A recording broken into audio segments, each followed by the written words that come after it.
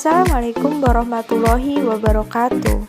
Perkenalkan, nama saya Rindi Ratna Dewi dengan NPM 20010810009, Prodi Tadris Biologi kelas B. Jadi, pada video kali ini teman-teman, saya akan membahas tentang fertilisasi dalam mata kuliah embriologi hewan dengan dosen pengampu Ibu Imroatul Munawaroh MPD. Nah, teman-teman, kalian tahu gak sih apa itu fertilisasi? Nah, fertilisasi itu merupakan suatu proses peleburan atau fusi sel gamet jantan dengan sel gamet betina hingga membentuk sel tunggal yang dinamakan dengan zigot, teman-teman. Nah, fertilisasi itu dapat dibagi menjadi dua, teman-teman, yaitu berdasarkan tempat terjadinya fusi, yang disebut dengan fertilisasi internal dan fertilisasi eksternal. Nah, teman-teman, kalian tahu gak sih apa itu fertilisasi internal? Nah, fertilisasi internal itu umumnya terjadi pada sebagian besar hewan darat, teman-teman.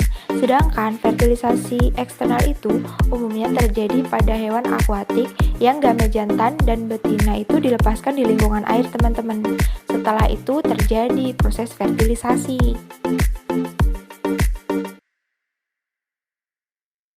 Nah, teman-teman, berikut ini adalah contoh fertilisasi eksternal pada ikan. Jadi, diawali dengan pembebasan telur masak dari betina ke medium air dan kemudian disusul jantan melepaskan spermatozoanya.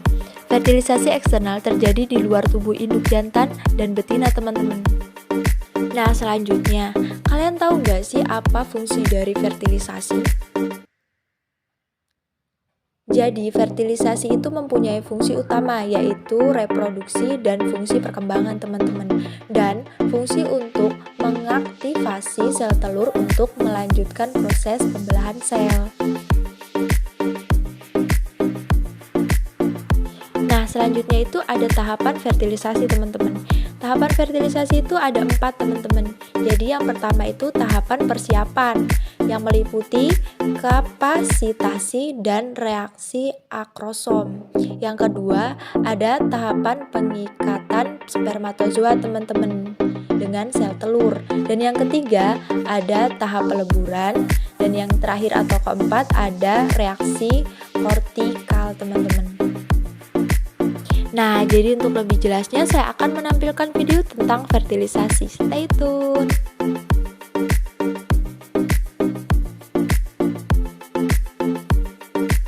Tahapan pertamanya adalah sel telur keluar dari ovarium, lalu ditangkap oleh Vimpiae, kemudian memasuki tuba Fallopi.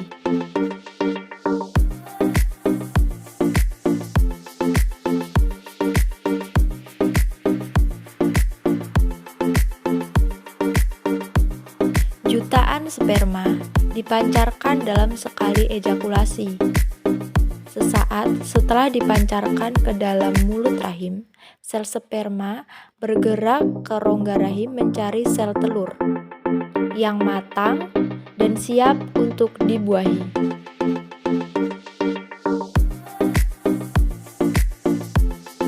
Dan hanya satu yang dapat mencapai ke indung telur. Sperma kemudian mempenetrasi ke dalam sel dinding telur, kemudian mengkombinasikan materi genetiknya dengan sel telur dalam proses yang disebut dengan pembuahan. Di dalam rahim, zigot akan menempel di dalam dinding rahim, dan disinilah zigot akan berkembang menjadi embrio dan akhirnya akan menjadi janin. Nah, bagaimana teman-teman? Sudah jelas bukan videonya? Nah, sekian video dari saya. Kurang lebihnya saya mohon maaf. Wassalamualaikum warahmatullahi wabarakatuh. Thank you.